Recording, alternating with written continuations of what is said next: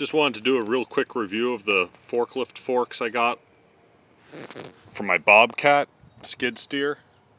I really couldn't find any information online that was helpful other than the sales brochure, and just wanted to show you guys what I ended up with was the Tomahawk. I've had them for roughly 6 months. As you can see, the welds, nice deep penetration. They did both sides on every single spot that I can find, even the bottom plates. Here's a penny, just so you can see how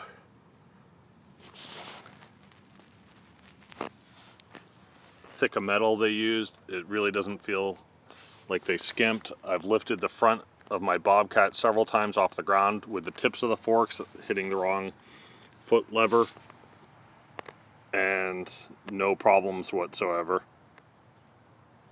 I added these steps. I'll put a description in, or a link in the description. They're real easy. Just put drill some holes and throw them up on the sides. I put them on both sides just to make getting in and out easy. So far so good. Just wanted to put this out there in case anybody was trying to figure out what set of forks to get and whether or not Tomahawks were worth getting. I really have had good luck with this set, so far so good.